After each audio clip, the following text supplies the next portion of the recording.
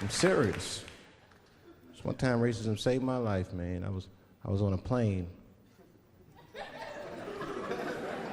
I was coming from overseas, and I don't know how this guy got a machine gun on the plane, but he stood up, man. He said, "Everybody, get on the fucking ground. Nobody look at my face." I started freaking out. Because he was Chinese, I was like, why is he talking like that? He was screaming and crying.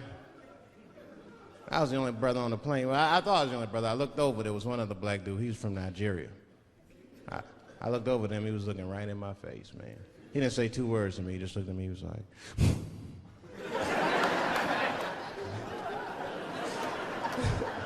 He didn't need to talk, I knew just what he was talking about. I looked right back at him, I was like...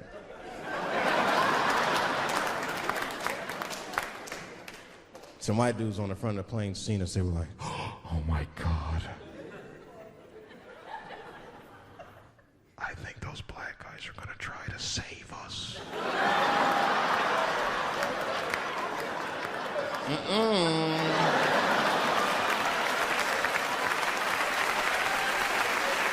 We were just communicating that we understood the situation. We were both seeing the same thing. What we understood was simple. Terrorists don't take black hostages. That's the truth. I have yet to see one of us on the news reading a hostage letter and shit. They is treating us good. We all chilling and shit. I'd like to give a shout out to Ray Ray and Big Steve and send some Newport.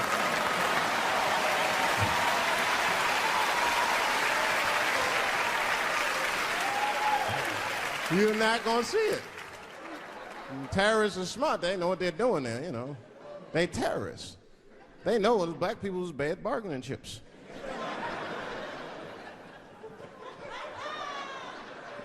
They called the White House and said, "Hello? We have got 5 black..." Hello?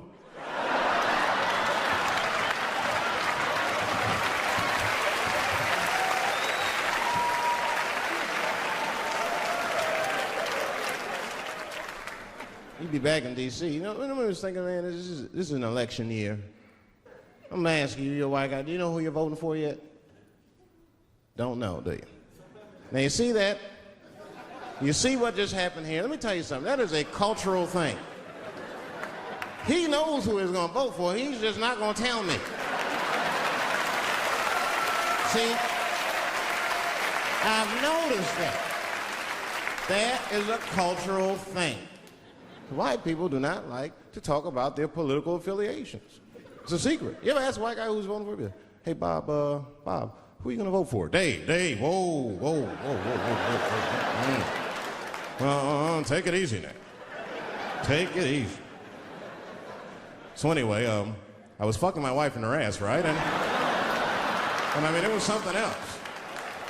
Yeah, but who are you voting for? Dave, come on with the voting. I'm trying to tell you about the fucking my wife. You're asking me all these personal questions. They don't like to divulge that information because it matters to them. Black people talk about that shit. Black people will openly talk about politics. Black people will openly talk about beating up politicians and shit. If I see George Bush, I'll kick his motherfucking ass for cutting my Medicaid. Okay, really say it. Why would just say it? But there's a reason for that. Because it matters more for them. It matters more. Black people see even when I vote, right? Which I don't. But even when I think about who I would vote for, right? I don't even look at their political policies. I just look at their character. You know what I'm saying now? You gotta read, no, I'm serious. You gotta read between the lines. You look at Clinton, and black people like Clinton, because we've seen him on the campaign. I saw one thing on the campaign trail. He actually just picked a black baby up and kissed him. "Come here, you little nigger baby." Mwah! Just kissed him. I said, I like that.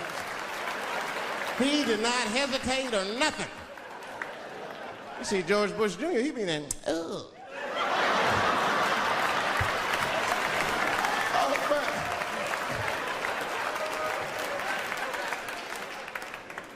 Like, see, I'd never vote for George Bush Jr., but I don't know George Bush Jr.'s politics. The only thing I know about George Bush Jr. is that guy sniffed cocaine. That's right. Now, listen, we cannot have that shit in the White House. That might be fine for a mayor, but goddamn it, not in the White House. Not in the White House.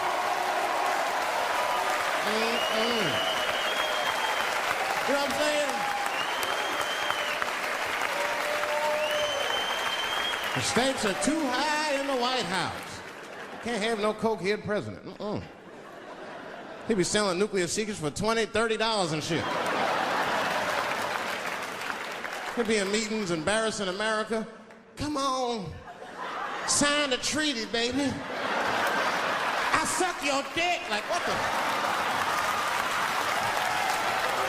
Mr. President. Like, Mr. President, that is not how we do business here, sir. Stop sucking the ambassador's dick. No, let him finish.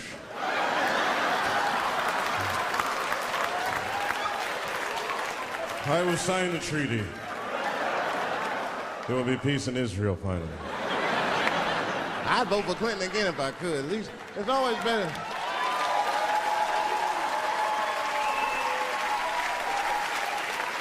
Now again, I'm not looking at his politics. Don't know what his politics are. I'm just looking at his behavior. I understand that kind of behavior. I know a lot of dudes with them shortcomings. Weed-smoking fornicators, there's a lot of them.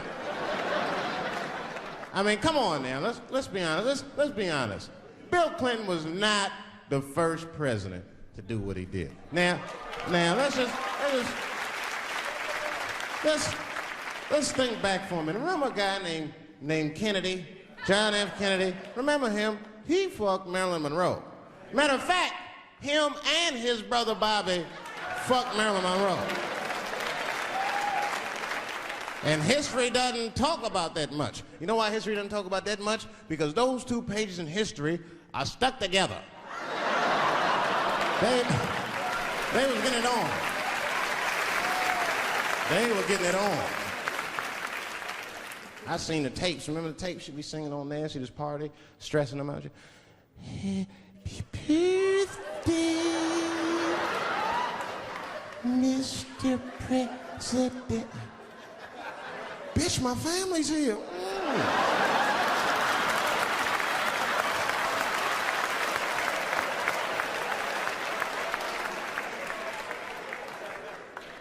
Clinton did the same thing, but he didn't do it like that. Because it's the year 2000, he's busier than Kennedy was. He was a busy man. Clinton did that kind of thing the way busy men do it. You know what busy men do? They fuck who's close to them. I can tell that's what Clinton was up to. Look like he just stuck his head out the office door and shit.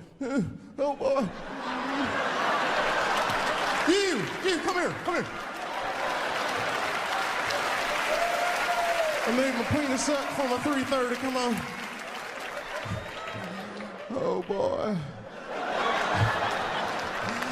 He's probably looking at Kennedy's picture and shit. Oh.